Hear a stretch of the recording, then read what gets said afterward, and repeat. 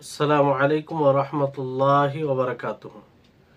إن الحمد لله نحمده ونستعينه ونستغفر ونعوذ بالله من شرور أنفسنا وسيئات أعمالنا من يهده الله فلا مضل له ومن يضلله فلا هادي له وأشهد أن لا إله إلا الله وحده لا شريك له وأشهد أن محمدا عبده ورسوله. أما بعد فأعوذ بالله من الشيطان الرجيم فاعلم أنه لا إله إلا الله رب اشرح لي صدري ويسر لي أمري واحلل عقدة من لساني يفقهوا قولي رب زدني علما رب زدني علما। সম্মানিত আজকের ক্লাসে উপস্থিত দিন দরদি সুপ্রিয় ভাই সকল ও সম্মানিতা বোন, যাবতীয় প্রশংসা গুণগান সেই মহান আল্লাহ তাবারক ওয়া তাআলা নিমিত্তে যিনার তৌফিকে আমরা আজকে শেখুল ইসলাম মুহাম্মদ ইবনে আব্দুল ওয়াহাব রাহিমাহুল্লাহর একটি অন্যতম রিসালা বই আল কাওয়াইদুল আরবা, চারটি নীতিমালা, এই বইয়ের 20তম ক্লাসে উপস্থিত হয়েছি। তারপর আমাদের সকলের প্রাণ প্রিয় নবী করিম মুহাম্মদ মুস্তাফা সাল্লাল্লাহু আলাইহি ওয়াসাল্লাম, ওনার উপর অসংখ্য শান্তি ধারা বর্ষিত হোক। আল্লাহুম্মা সাল্লি আলাইহি আল্লাহুম্মা বারিক আলাইহি। সম্মানিত উপস্থিতিগণ, আমরা আল কাওয়াইদুল আরবা শেখুল ইসলাম মুহাম্মদ ইবনে আব্দুল ওয়াহাব রাহিমাহুল্লাহর এই বইটি কয়েকটি পর্বে পূর্বে থেকে পড়ে আসছে। আসলে এই কাওয়াইদুল আরবা এর উদ্দেশ্য হচ্ছে শেখুল ইসলাম মুহাম্মদ ইবনে আব্দুল ওয়াহাব রাহিমাহুল্লাহ তিনি যে লিখেছেন মানুষকে উদ্বুদ্ধ করার জন্য, যাতে লা ইলাহা ইল্লাল্লাহর অর্থ জানতে পারে এবং লা ইলাহা ইল্লাল্লাহ দ্বারাই নিজের দিনকে গড়ে তোলে, এটা দ্বারাই নিজের দিন বানায়, আল্লাহ তাআলার এক আল্লাহর ইবাদত করে এবং মুখলিস হয়। আর এটা দ্বারাতেই একজন মুসলিম শিরক থেকে এবং শিরকের যত প্রকার আছে সমস্ত বিষয় থেকে নিজেকে সংরক্ষণ করতে পারবে এবং মুশরিকদের সেই অহংকার থেকে নিজেকে মুক্ত করতে পারবে, বিরত থাকবে, যে অহংকার মুশরিকদেরকে তাওহীদ থেকে বিরত রেখেছে। আর সেই জালালাত ও গুমরাহি থেকে বেঁচে থাকবে, মুশরিকদের জালালাত ও গুমরাহি থেকে বেঁচে থাকবে। তো এটা কি দ্বারা সম্ভব? লা ইলাহা ইল্লাল্লাহ দ্বারা। এজন্য আল্লাহ তাবারক ওয়া তাআলা বলেন ফাআলাম আন্নাহু লা ইলাহা ইল্লাল্লাহ, যে জানো আল্লাহ ছাড়া সত্য কোনো মাবুদ নেই। তো কোনো মুসলিমের জন্য এটা জায়েজ হবে না যে সে মুশরিকিনদের মতো হবে অথবা কাফেরদের মতো হবে। সে কাফেরদের মতো হওয়ার কারণে অহংকার বশত হককে অস্বীকার করবে, হকের বশ্যতা স্বীকার করবে না, কিংবা হকের সন্ধান থেকে এড়িয়ে চলবে, হকের ব্যাপারে জানবে না, হকের উপরে আমল করবে না। এটা এই রকম হওয়া থেকে বিরত থাকা উচিত প্রত্যেক মুসলিমকে, এবং এটা জায়েজই নয়। এই জন্য আল্লাহ তাবারক ওয়া তাআলা সূরা আহকাফের 3 নম্বর আয়াতে বলেন যে ওয়াল্লাযীনা কাফারু আম্মা উনযিরু মু'রিদুন, যে যারা কাফের, যা থেকে সতর্ক করা হয়েছে তা থেকে তারা উপেক্ষা করে। তো আল্লামা আব্দুল লতিফ বিন আব্দুর রহমান আল শেখ রাহিমাহুল্লাহ তিনি বলেন যে প্রত্যেক ব্যক্তি, যে ব্যক্তি আল্লাহকে যা জেনেছে, সে নিশ্চিত জানে যে কালেমা শাহাদাতাইন বলতে এর উদ্দেশ্য কি এবং এটা কিসের উপরে প্রতীয়মান, এর অর্থ কি বুঝতে পারবে সে। যে কালেমা শাহাদাত এখানে ইলম ও আমল দুটোই জরুরি, শুধু মুখে উচ্চারণ করাটা যথেষ্ট নয়, বরং তার অর্থকে জানতে হবে। আর তার বাস্তব যেটা অর্থ, প্রকৃত অর্থ, সেই প্রকৃত অর্থের যে আকীদা রাখলে যথেষ্ট তা নয়, বরং জানতে হবে এবং আমল করতে হবে। তাহলে এটা উপকার হবে আর সে শিরক থেকে নিজেকে মুক্ত করতে পারবে। এজন্য যেমন আল্লাহ তাআলা বলেন যে তোমরা জানো আল্লাহ তাআলা ছাড়া সত্য কোনো মাবুদ নেই, অনুরূপভাবে আল্লাহ তাআলা বলেন ইল্লা মান শাহিদা বিল হাক্কি ওয়া হুম ইয়ালামুন। হ্যাঁ, ওই ব্যক্তি যে হকের সাক্ষ্য প্রদান করে জেনে, জানতে হবে। তো জ্ঞান অর্জন করা ছাড়া, ইলম ছাড়া এটা সম্ভবই নয়। সেই কালেমার অর্থকে বোঝা, সেই কালেমাকে বাস্তবায়ন করা। তো এখানে এই যে এতগুলো কথা, এই রেসালার যেটা উদ্দেশ্য, সেটা সমস্ত মুসলিমদের প্রতি কল্যাণ, উপদেশ, যে সকলেই যেন দিন গ্রহণ করে, দিন অর্জন করে তাআল্লুমের মাধ্যমে, শিক্ষা অর্জন করে, অন্ধ অনুসরণ করে নয়, বাতিলের পিছনে ছুটে নয়। এজন্য শাইখুল ইসলাম মুহাম্মদ ইবনু আব্দুল ওয়াহাব রাহিমাহুল্লাহ এবং তার ছাত্র বলেন, আইম্মায়ে দুআত, যতগুলো আহ্বানকারী হকপন্থী ওলামায়ে কেরাম, সকলেই এটাই চান যে মানুষ যেন শিখে দিনকে গ্রহণ করে, অন্ধ অনুসরণ করে নয়, কারো অন্ধ অনুসরণ করে যেন দিনকে অর্জন না করে ইলমের মাধ্যমে। আর এই ইলম কোথা থেকে নিবে? কিতাবুল্লাহ এবং সুন্নাতে রাসূল, বিশুদ্ধ হাদিস থেকে। আর কিতাবুল্লাহ সুন্নাতে রাসূলকে সাহাবারা যেভাবে বুঝেছেন সেইভাবে বুঝবে, সাহাবাদের বুঝের বাইরে যেন না যায়। কারণ সরাসরি সাহাবায়ে কেরাম রিজওয়ানুল্লাহি আলাইহিম আজমাইন নবী করিম মুহাম্মদ সাল্লাল্লাহু আলাইহি সাল্লাম থেকে ইলম নিয়েছেন। তেনাদের ভাষা আরবি ছিল, বুঝতে পারতেন সবকিছু। এজন্য আল্লাহ তাআলা বলেন যে ওয়ামাই ইউশাকিকির রাসূলা মিন বা'দি মা তাবায়্যানা লাহুল হুদা ওয়া ইয়াত্তাবি' গায়রা সাবিলিল মুমিনিনা নুআল্লিহি মা তাওয়াল্লা ওয়া নুসলিহি জাহান্নামা ওয়া সাআত মাসীরা। যে ব্যক্তি রাসূলের বিরুদ্ধাচরণ করে, হক হিদায়াত সুস্পষ্ট হয়ে যাওয়ার পরে, এবং মুমিনদের ছাড়া অন্যদের পথের অনুসরণ করে, তাহলে আল্লাহ তাআলা তাকে তাদের দিকে ফিরিয়ে দিবে আর তাকে জাহান্নামে নিক্ষেপ করবেন, আর এটা তার মন্দ ঠিকানা হবে। তো এই আয়াতে দেখেন আল্লাহ তাআলা স্পষ্ট করেন যে হক স্পষ্ট হয়ে যাওয়ার পরে যদি মুমিনদের পথ ছাড়া অন্যদের পথ অবলম্বন করে, মুমিনদের পথ, এই ঈমানের পথে শীর্ষে কারা আসবে? সাহাবায়ে কেরাম রিজওয়ানুল্লাহি আলাইহিম আজমাইন। তো তাদের পথ ছেড়ে অন্য পথ অবলম্বন করাই মানে ভ্রষ্টতা, বিভ্রান্তি ছাড়া কিছু নয়।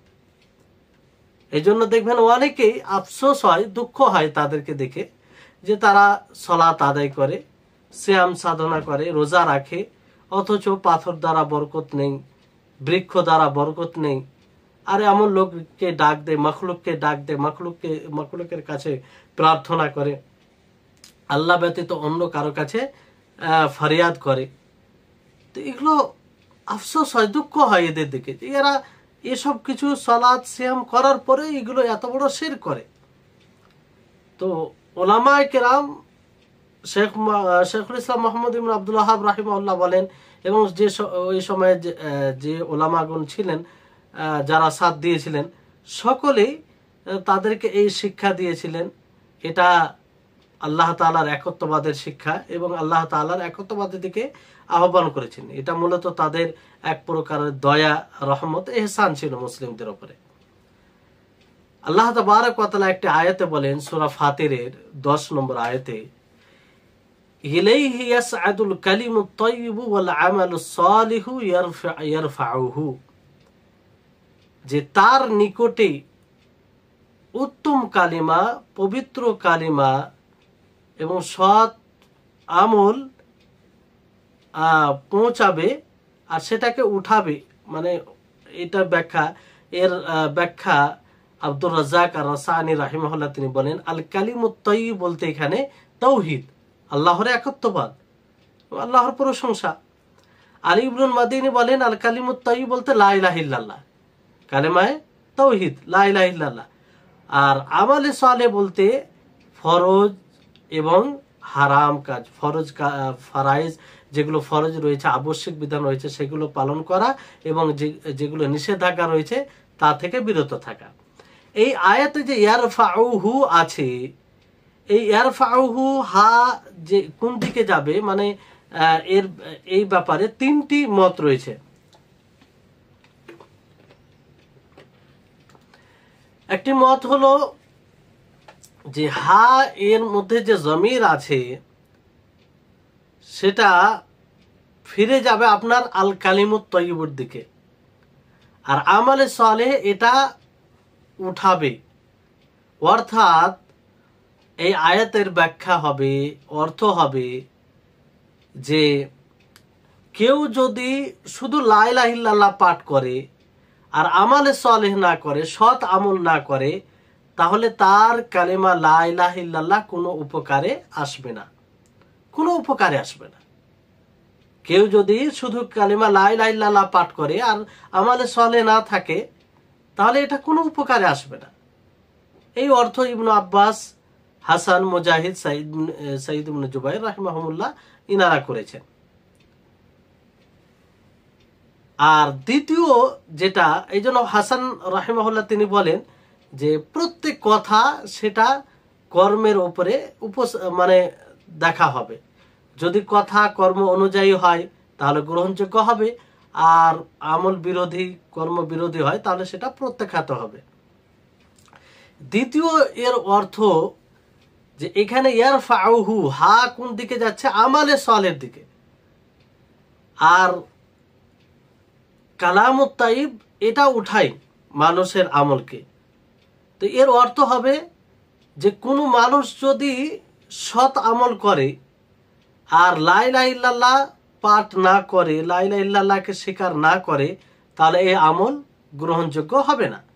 যেমন আল্লাহ তাআলা বলেন ইন্নামা ইয়াতাকাব্বালুল্লাহু মিনাল মুত্তাকিন, যে আল্লাহ তাআলা মুত্তাকিনদের থেকে কবুল করেন, মানে মুত্তাকি যারা পরহেজগার যারা, তাদের আমলকে কবুল করেন।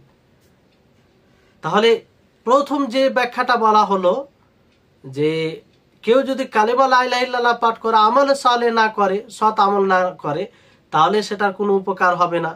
দ্বিতীয় যেটা ব্যাখ্যা হচ্ছে, কেউ যদি আমালে সালেহ করে কিন্তু কালেমা লা ইলাহা ইল্লাল্লাহ এটা বাস্তবায়ন না করে, তাহলে সেটাও কোনো উপকার আসবে না। তৃতীয় যেটা হচ্ছে যে ইয়ারফাউহু হা জমির আপনার আল্লাহর দিকে যাচ্ছে, যে আল্লাহ তাআলা এটা কবুল করবেন। কে কবুল করবেন? আল্লাহ তাআলা কবুল করবেন। তো প্রথম যেটা ব্যাখ্যা করা হলো, মত বলা হলো, সেটা বেশি প্রাধান্য প্রাপ্ত, যে কোনো ব্যক্তি যদি শুধু ঈমান আনে আর আমালে সালেহ না করে, তার সেই ঈমানের কোনো মূল্য নেই, সেই ঈমান কোনো কাজে আসবে না। আর দ্বিতীয় অর্থ যেটা বলা হয়েছে, দ্বিতীয় মত, সেটাও মানে কাছাকাছি, যে কোনো ব্যক্তি যদি সৎ আমল করে আর ঈমান না থাকে, মুওয়াহিদ না হয়, আল্লাহর একাত্মবাদের স্বীকারকারী না হয়, তাহলে তার ঈমানের, মানে তার সৎ আমলের কোনো মূল্য নেই। তো এই হচ্ছে বিষয়।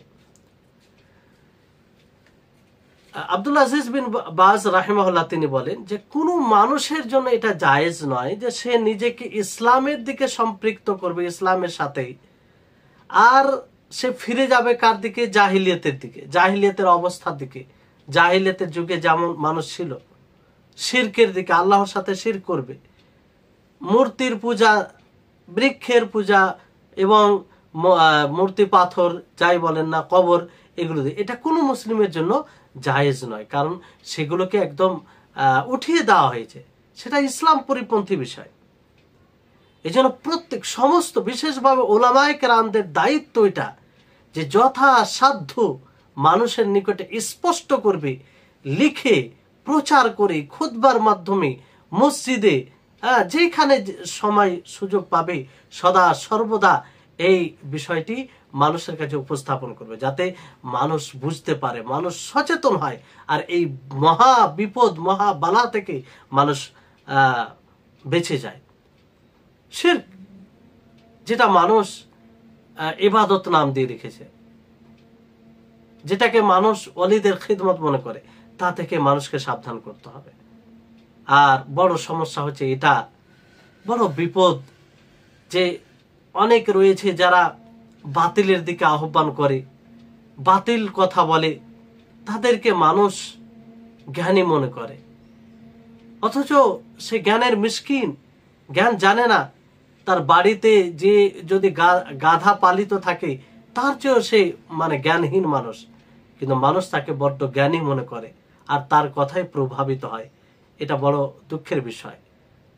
তো এই জন্য সচেতন হতে হবে। যে কেউ কোরআন ও হাদিসের কথা বলুক না কেন, সেটা আমাদের চক্ষু কর্ণ খুলে এবং দেখতে হবে যে আসলে সেটা কি কোরআন হাদিসের কথা না অন্য কিছু কথা।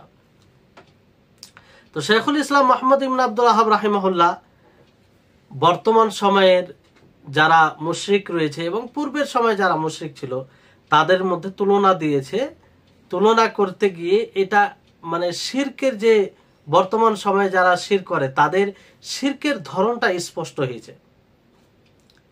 হয়েছে।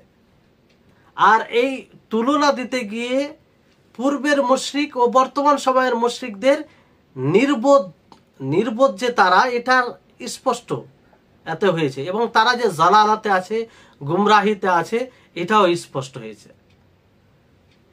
এই জন্য তিনি অন্য রিসালা যেমন কাশফুস শুবহাত সেখানে আরো বিস্তারিত এটা বর্ণনা করেছেন। শেখুল ইসলাম মুহাম্মদ ইবনে আব্দুল ওয়াহাব রাহিমাহুল্লাহ তিনি বলেন যে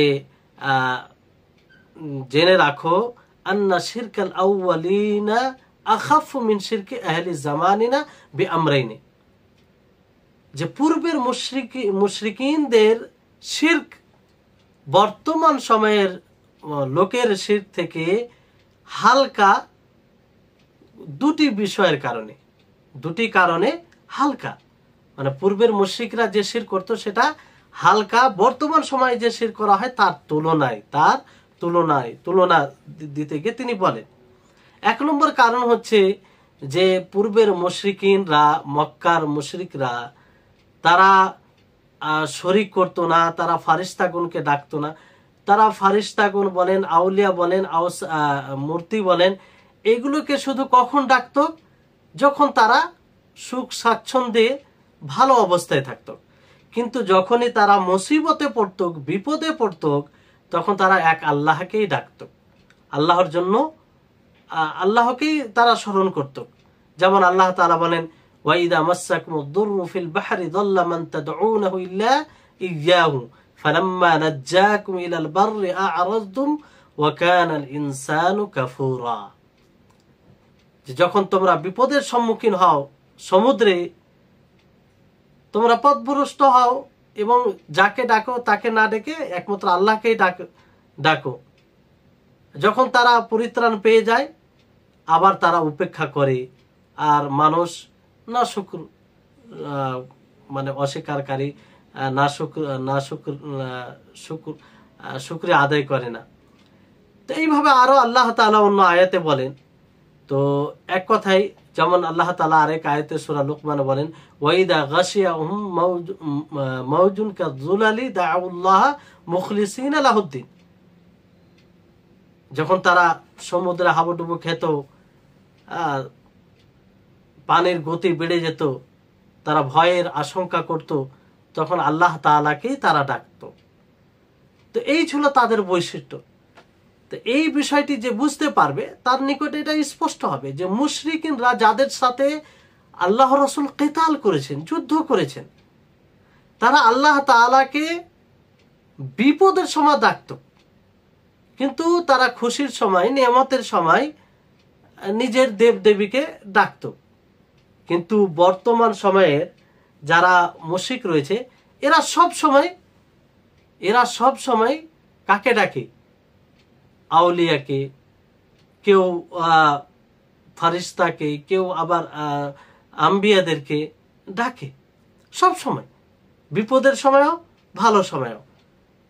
তাহলে পূর্বের মুশরিক তারা শুধু একটা সময় আল্লাহর সাথে অন্য কাউকে শরীক করত, দোয়া করাতে, আল্লাহ তাআলাকে ডাকতে গিয়ে, প্রার্থনা করতে গিয়ে। কিন্তু বর্তমান সময়ে যারা মুশরিক, যারা শিরক করে, এরা উভয় সময়, ভালো সময়ও এবং বিপদের সময়ও। তো এটা একটা পার্থক্য। দ্বিতীয় পার্থক্য হচ্ছে যে পূর্বের মুশরিকিনরা যারা শিরক করত, তারা আল্লাহর সাথে আল্লাহর নিকটে যারা নৈকট্য প্রাপ্ত বান্দা তাদের সাথে তাদেরকে ডাকতো। মানে আল্লাহর নিকটে প্রার্থনা করতে গিয়ে শরীক করতো কাদেরকে? যারা মূলত আল্লাহর নিকটে নৈকট্য প্রাপ্ত, যেমন আম্বিয়া, ওলি, আল্লাহর ওলি, আউলিয়া, ফারিস্তাগণ। আর তারা ডাকতো বৃক্ষকে, পাথরকে আল্লাহ তাআলার মতি হয়ে, আল্লাহ তাআলার মতি হয়ে। আর তারা কি করত? মনে করতে যে এটা গুনাহ নয়। আর বর্তমান সময়ের মুশরিকরা কি করে? আল্লাহর সাথে যে মানুষের মধ্যে একদম ফাসিক, দিন থেকে বের হয়ে গেছে, শরীয়ত পরিপন্থী সুস্পষ্টভাবে করে, তারপরও আল্লাহর সাথে তাদেরকে ডাকে। যেমন ব্যভিচার করে, চুরি করে, সালাত ত্যাগ করে, তারপরও তাদেরকে ডাকে। দেখবেন যে অনেকের পীর আছে, মুরিদ হয়ে থাকে, ধোঁয়া নেশাদ্রব্য জিনিস ব্যবহার করে, শরীয়ত অনুযায়ী জীবন যাপন করে না, পরিষ্কার পরিচ্ছন্ন থাকে না, সালাত আদায় করে না, ঠিক মতো যেগুলো মৌলিক বিষয় তার সম্পর্কে জ্ঞান রাখে না, অথচ তারা ভক্ত। তাদেরকে মনে করে যে তাদেরকে খুশি করে আল্লাহ তাআলা খুশি হবে। এই হচ্ছে পার্থক্য। এটা কিন্তু পূর্বের মুশরিকিনদের মধ্যে ছিল না। পূর্বের মুশরিকিনরা শুধু ভালো বান্দাদেরকে, আল্লাহর নিকটে যারা নৈকট্য প্রাপ্ত তাদেরকেই ডাকতো, কিন্তু বর্তমান সময়ে সকলকে ডাকে, একদম আসি, গুনাহগার, ফাজির, ফাসিক সবকে ডাকে। আর সবচেয়ে বড় আশ্চর্য হয় যে তারা যখন এই বর্তমান সময়ের উভয় পূর্বে এবং বর্তমান সময়ে সালেহিনদের ব্যাপারে যা আকীদা রাখে যে তারা গুনাহ করে না, যেমন পাথর, লকড়ি, এগুলো কোনো গুনার বিষয় থাকে না, ওই রকম তারা মনে করে যে এদের কোনো গুনাহ হয় না। অথচ তারা ফিসকি কাজ করতে দেখে, গুনহার কাজ করতে দেখে, শরীয়ত বিরোধী জীবন যাপন করতে দেখে, তারপরে বলে যে এদের গুনাহ হয় না, এদের জন্য গুনাহ নয়। এই রকম জঘন্য তারা আকীদা রাখে। তো পূর্বের এবং বর্তমান সময়ের মুশরিকিনদের তুলনার মধ্যে আরেকটি বিষয় যেটা দেখা যায় যে উভয় দলই অজ্ঞতায় এক হয়েছে এবং শিরকের ওপরে তারা একত্রিত হয়েছে, তৌহিদ বিরুদ্ধে তারা একত্রিত হয়েছে এবং তৌহিদ পরিপন্থী বিষয়ে একত্রিত হয়েছে। এই বিষয়গুলো উভয় দলের মধ্যে পাওয়া যায়, পূর্বের মুশরিকিনদের মধ্যে এবং বর্তমান সময়ের মুশরিকিনদের মধ্যেও। বর্তমান সময়ের মুশরিক তারাও অজ্ঞ, জেহালাত, মানে জানে না। আর শিরকের উপরে পূর্বের মুশরিকের বর্তমান সময় তারাও, আর পূর্বের মুশরিক তারাও, যেমন বর্তমান সময়ের মুশরিক যারা রয়েছে তারা তৌহিদ বিরোধী, তৌহিদের কথা যারা বলে তাদের উপর অত্যাচার করে। অনুরূপভাবে পূর্বের মুশরিকিনরাও তাও এটাই করত। তো এইগুলোর মধ্যে তাদের একতা রয়েছে। আল্লামা মুবারক আল মাইলি রাহিমাহুল্লাহ তিনি বলেন যে এই দুই দলের মধ্যে, পূর্বের মুশরিকিনদের মধ্যে এবং বর্তমান সময়ের মুশরিকের মধ্যে কোনো পার্থক্য নেই জেহালাতে, অজ্ঞতায়। কারণ তৌহিদ পরিপন্থী বিষয়ে উভয় দলই জেহালাত, অজ্ঞতায় রয়েছে। মুবতাদিঈন দিনে নিত্য নতুন বিষয়ে তারা এক রয়েছে। যেমন পূর্বে বরকত অর্জন করত যে কোনো জিনিস দ্বারা, আজকের সময়ে করে পাথর দ্বারা নৈকট্য লাভ করা। অনুরূপভাবে কল্যাণ যারা ভালো সৎ লোক তাদেরকে তাদের প্রতি ঘৃণা করা, তাদের থেকে দূর হওয়া। তো এই সব বিষয়ে তার কোনো পার্থক্য নেই। তারাও যেমন করত, বর্তমান সময়ের মুশরিকরা করে এটা। এবং কালেমাকে বিচ্ছিন্ন করা, কালেমার ভিত্তিতে যে মানুষ এক হবে, এটা তারা চায় না। পূর্বেও তারা চাইতো না, আজকের মুশরিক যারা রয়েছে তারাও চায় না। তো এই হচ্ছে, এই সব বিষয়ে তারা সব এক। শেখুল ইসলাম ইবনে তাইমিয়া রাহিমাহুল্লাহ তিনি বলেন যে পথভ্রষ্ট যারা আল্লাহর তাওহীদকে তুচ্ছ তাচ্ছিল্য করে, ছোট করে দেখে, যারা পথভ্রষ্ট লোক তারা এটা করে যে আল্লাহর একত্ববাদের কথা বলে, তখন সেটাকে নিয়ে উপহাস করে। আর মৃত ব্যক্তিকে চাওয়া, মৃত ব্যক্তির নিকটে দোয়া করা, এটা খুব তাজিম করে তারা। যখনই তাদেরকে তৌহিদের কথা বলে, তৌহিদের হুকুম দেওয়া হয়, শিরক থেকে নিষেধ করা হয়, তখন এটাকে হালকা ভাবে নেই, এটাকে নিয়ে উপহাস করে তারা। যেন আল্লাহ তাআলা বলেন যে ওয়াইদা রাআউকা ইন ইয়াত্তাখিযুনাকা ইল্লা হুজুয়া, যে আপনি রাআউকা, তাদেরকে তারা আপনাকে দেখে তখন আপনাকে উপহাস বানায়, তারা হাসি ঠাট্টা করে, রাসূলকে নিয়ে তারা হাসি ঠাট্টা করে। কেন? রাসূল তাদেরকে শিরক থেকে বাধা দিত, মুশরিকিনরা আম্বিয়াদেরকে গালি দিত, এবং আম্বিয়াদের ব্যাপারে তারা বলতো যে আম্বিয়া এরা পথভ্রষ্ট, এরা পাগল হয়ে গেছে, কারণ এরা এক আল্লাহর দিকে ডাক দেয়, এক মাবুদের দিকে ডাক দেয়। এই ছিল বিষয় তা। এবং তারা যতটা আল্লাহ তাআলাকে ভালোবাসতো, ততটা তাদের দেবদেবীকে ভালোবাসতো, তাদের যে মাবুদ রয়েছে সেগুলোকে ভালোবাসতো। যেমন আল্লাহ তাআলা বলেন ওয়ামিনান নাস মান ইয়াত্তাখিযু মিন দুনিল্লাহি আনদাদা ইউহিব্বুনাহুম কাহুব্বিল্লাহ, যে মানুষের মাঝে কিছু মানুষ রয়েছে যারা আল্লাহ ব্যতীত কি করে, আল্লাহ ব্যতীত তাদেরকে মানে আল্লাহকে যতটা ভালোবাসে সেই মতো তারা অন্যদেরকে ভালোবাসে, আল্লাহর ভালোবাসার মতো। এটা শিরক, এটা শিরক।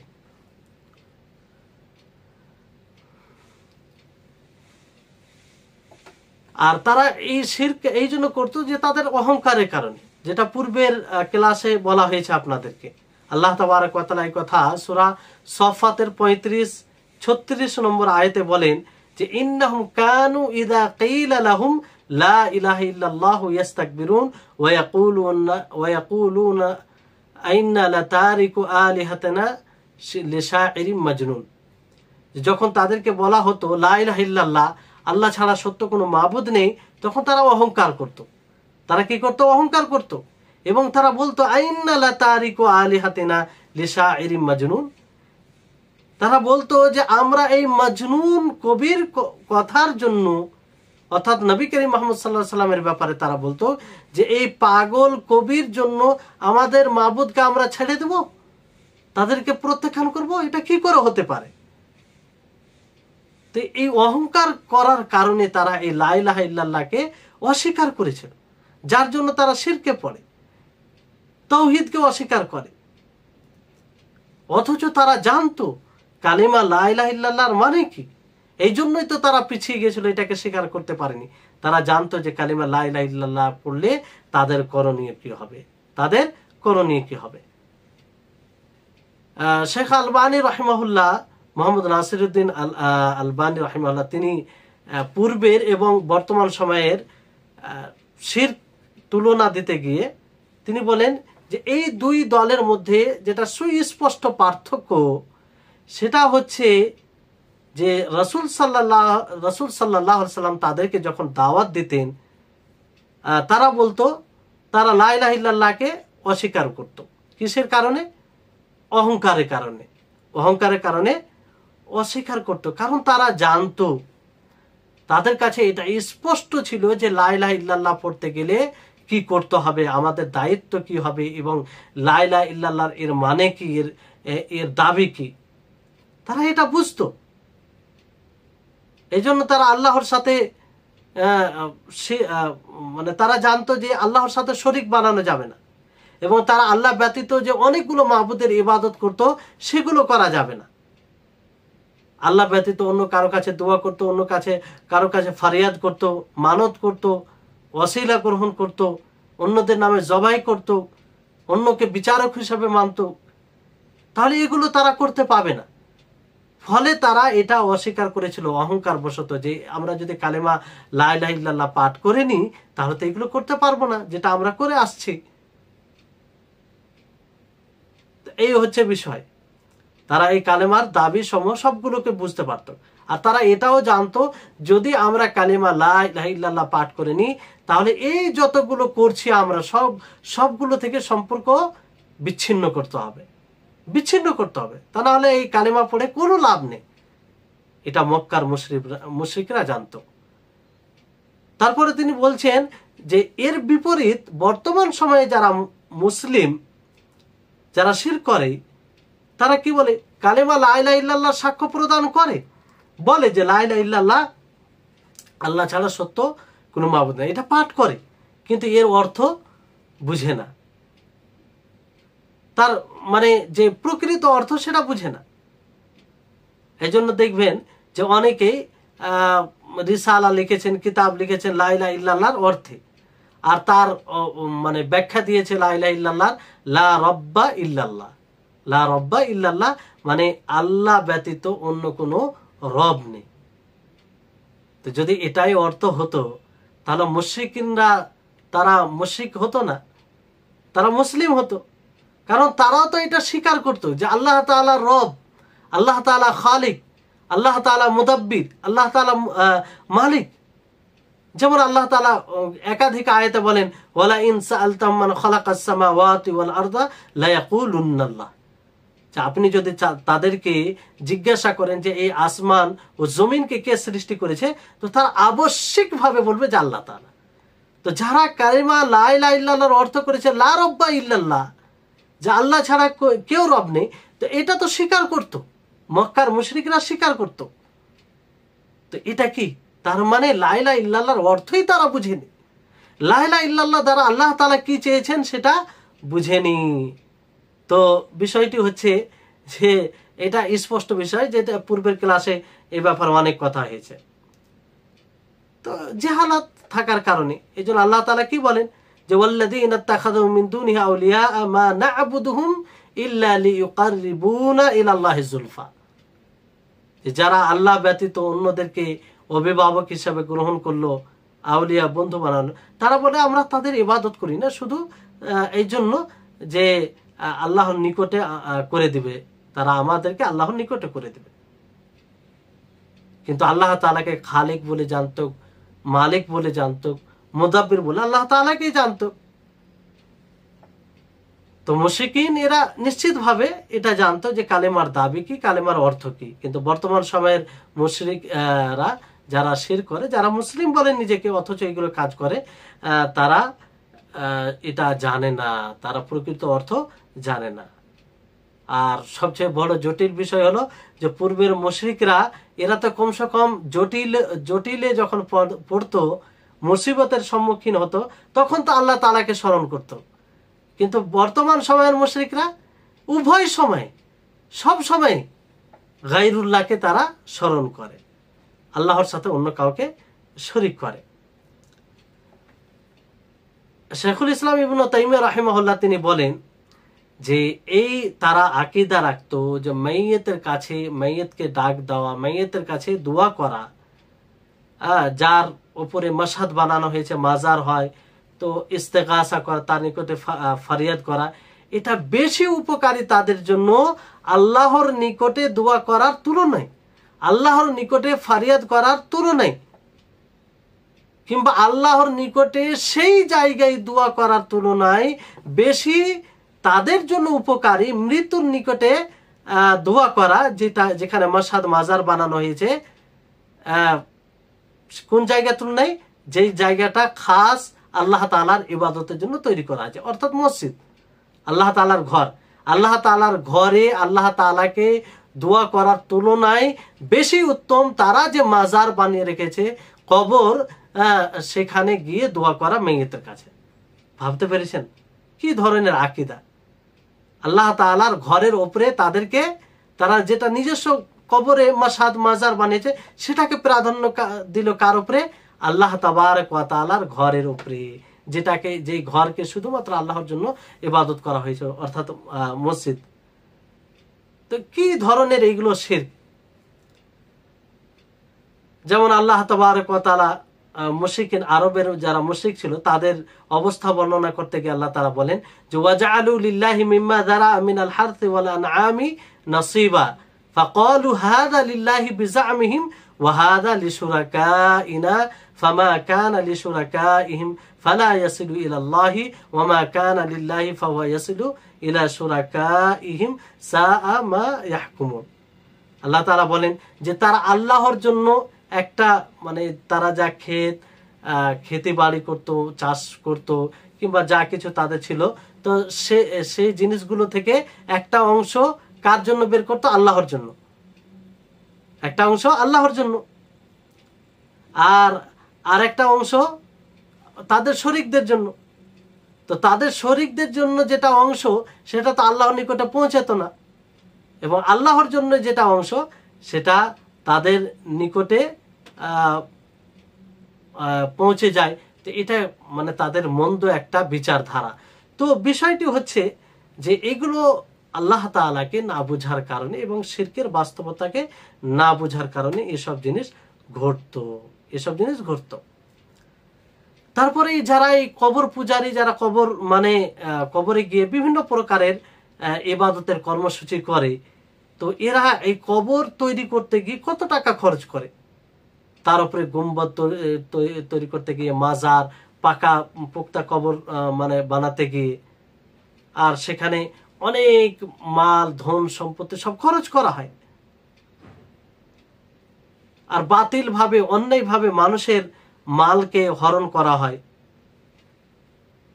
যেমন আল্লাহ তাবারক ওয়া তাআলা একটা আয়াতে বলেন, সূরা তাওবার 34 নম্বর আয়াতে, ইয়া আইয়ুহাল্লাযীনা আমানু ইন্না কাসীরাম মিনাল আহবারি ওয়ার রুহবান লা ইয়াকুলুনা আমওয়ালান নাস বিল বাতিল ওয়া ইয়াসুদ্দুনা আন সাবিলিল্লাহ। যে হে মুমিনগণ, ধর্মীয় যারা গুরু রয়েছে, যারা সংসার জঙ্গলে গিয়ে ইবাদত করে, মানুষ থেকে বিচ্ছিন্ন হয়ে তারা মানুষের মাল বাতিল ভাবে খায় এবং আল্লাহর পথ থেকে বাধা দেয়। তো এই আয়াত তাদের জন্য প্রযোজ্য হবে। তারা যারা এসব করে, কবর তৈরি করে, কবরকে একটি মাজার বানিয়ে মানুষের কাছে মাল নেই আর সেটাকে ব্যবহার করে, তো এগুলো এর অন্তর্ভুক্ত হবে। তো যারাই কবরের ইবাদত করে, কবরের কাছে এমন কিছু কর্ম করে যেগুলো একমাত্র আল্লাহর জন্য করা হয়, তারা মূলত আকীদা রাখে, এমন আকীদা রাখে যে বলে যে তাদের আউলিয়া এবং যাদের তারা ইবাদত করে তাদের ব্যাপারে তারা ধারণা রাখে যে এরা লাভ করতে পারে, উপকার করতে পারে, অপকার করতে পারে, মুসিবত দূর করতে পারে, আর তাদের এক বিশেষ শক্তি রয়েছে, তাদের মালিকানা রয়েছে, এটা মানে তাদের কারামত। তো এইসব আকীদা আরবের যে কুফফার ছিল, আরবের কাফির ছিল, তাদের চেয়ে জঘন্য আকীদা। তারা শাফাতে আল্লাহ এবং মাখলুকের মাঝে সুপারিশ বানাতো, মানে শিরক করতো, ওয়াস্তা বানাতো।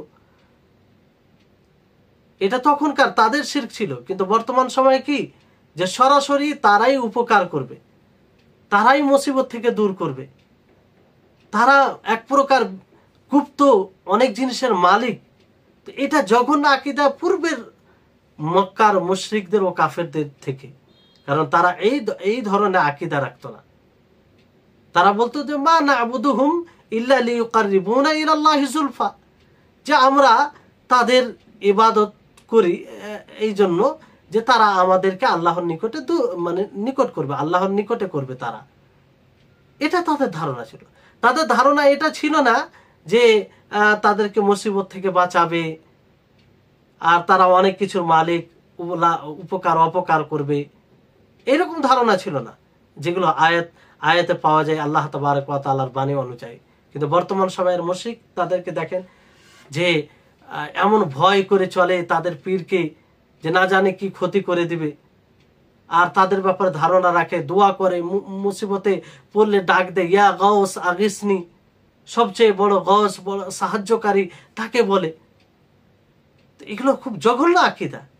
তাহলে এই যে তুলনা করতে গিয়ে এটা স্পষ্ট হয় যে বর্তমান সময়ের মুশরিক যারা শিরক করে তারা কত বড় জঘন্য অপরাধ করে, এবং তাদের শিরক এবং এদের শিরকের মধ্যে কত পার্থক্য। যদিও উভয় দল পথভ্রষ্ট, উভয় দলের স্থায়ী ঠিকানা জাহান্নাম, যদি তারা তওবা না করে এবং তাদের উপর হুজ্জাত কায়েম হয়ে থাকে। তো এই জন্য শেখুল ইসলাম মুহাম্মদ ইবনে আব্দুল ওয়াহাব রাহিমাহুল্লাহ তিনি তৌহিদের অর্থ স্পষ্ট করতে গিয়ে বলেন যে তৌহিদের অর্থ হচ্ছে যে লা ইলাহা ইল্লাল্লাহ, আল্লাহ ছাড়া সত্য কোনো মাবুদ নেই। আর ইলাহার অর্থ তাদের নিকটে, যে এই সব উদ্দেশ্যে যাদের নিকটে যাওয়া হয় সেটাই ইলাহ।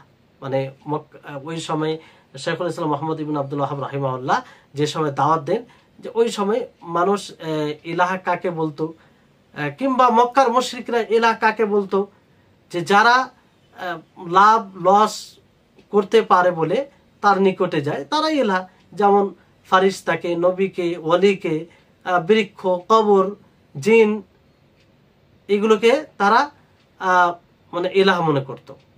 অথচ তারা এদের ব্যাপারে এটা ধারণা রাখতো না যে এরা খালিক, রাজিক, মুদাব্বির, এটা ধারণা রাখতো না। তারা জানতো যে খালিক, রাজ্জাক এবং মুদাব্বির একমাত্র আল্লাহ তাআলা, যেটা পূর্বে বলা হয়েছে যে তারা এটা স্বীকার করত। তো নবী করিম মুহাম্মদ সাল্লাল্লাহু আলাইহি সাল্লাম তাদের নিকটে এসে বলেন যে কালিমা লা ইলাহা ইল্লাল্লাহ মানে যে তার নিকটেই আত্মসমর্পণ করতে হবে, তারই ইবাদত করতে হবে, তাকেই ডাকতে হবে।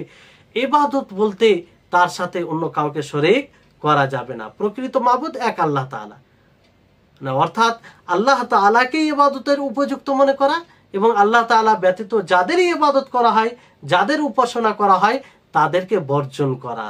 নবী করিম মুহাম্মদ সাল্লাল্লাহু আলাইহি ওয়াসাল্লাম এটা স্পষ্ট করে। তাহলে কুফার জুহাল যারা রয়েছে নবী সাল্লাল্লাহু আলাইহি সাল্লামের জামানায়, তারা নবী সাল্লাল্লাহু আলাইহি সাল্লামের এই কালিমা বলার উদ্দেশ্যকে জানতো। তারা জানতো এটা, যে এটার উদ্দেশ্য হচ্ছে যে আল্লাহর সাথে সম্পর্ক রাখা, এবং আল্লাহ ব্যতীত যার ইবাদত করা হয় তাকে অস্বীকার করা, এবং আল্লাহ ব্যতীত যারা অন্য কারো ইবাদত করে তাদের থেকে সম্পর্ক বিচ্ছেদ করা। এই জন্য নবী সাল্লাল্লাহু আলাইহি সাল্লাম যখন তাদেরকে বলেন যে তোমরা বলো লা ইলাহা ইল্লাল্লাহ, তখন তারা কি বলেন? আজআলাল আলিহাতা ইলাহা ওয়াহিদা ইন্না হাযা লাশাইউন উজাব, সূরা সাদের 5 নম্বর আয়াত। যে এতগুলো মাবুদকে কি করে এক মাবুদ বানাতে পারে? এটা কি আশ্চর্যকর জিনিস নয়, বিষয় নয়?